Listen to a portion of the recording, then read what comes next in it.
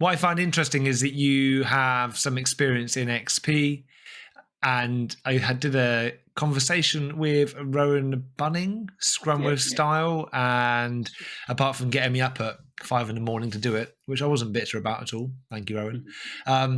He started off a small talk developer, being taught TDD very early on, kind of got exposed to XP as well, and his journey towards less reminded me of what you were saying with your journey towards where you've got to. And it's the same with a number of different people that I've spoken to in the less community. There seems to be this real strong underpinning of having been a programmer at some point and maybe finding XP.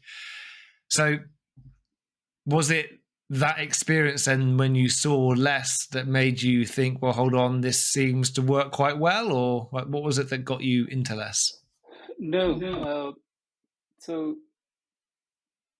actually, less chosen me rather than I chose less, because in 2010, when I was working with CETA, we had been building a product, and we were getting a lot of success. So that was purely Scrum and XP together, started with 2 teams, and then we were growing team.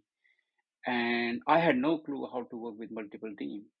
And for the organization, it was the first Scrum experience, the real Scrum experience, right? We tried to be very particular about it. And then I said, how does multiple team works in Scrum, or how should they work it?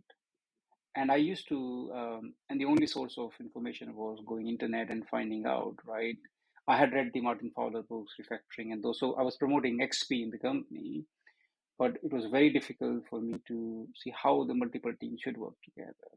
And then we have this element of we must use our offshore partner for some reasons.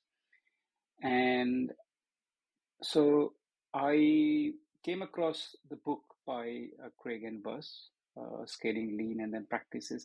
But I read the second book first because I was looking for practices rather than anything else first. Same here. So I started reading that, and then I remember while we were growing, I was sending people on Scrum courses, CSPO courses, and my boss said, "Why don't you go on one of the courses as well?"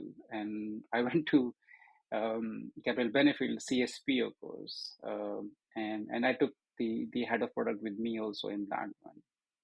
And we were talking about the book, and she said, "I heard it's a very good book." So a lot of my learning came from that.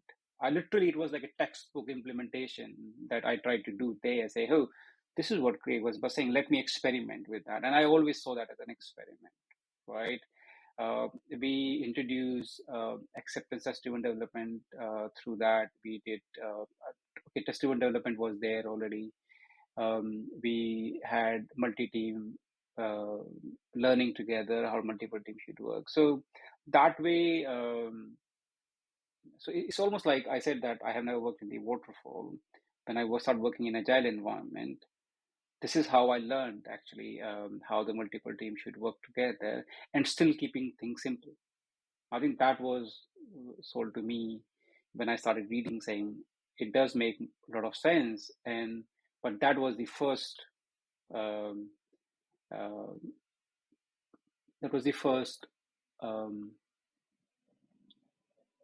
connection with the less from me. And then when I experimenting with those things, majority of experimentation worked with me, and not only just with the 2 teams.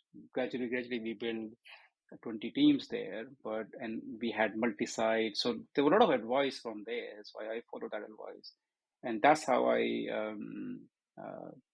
engage with less. Before it was officially called less. I mean, it was always called large scale Scrum in those books, but less was not born that. So I'm pre-less era of of using less.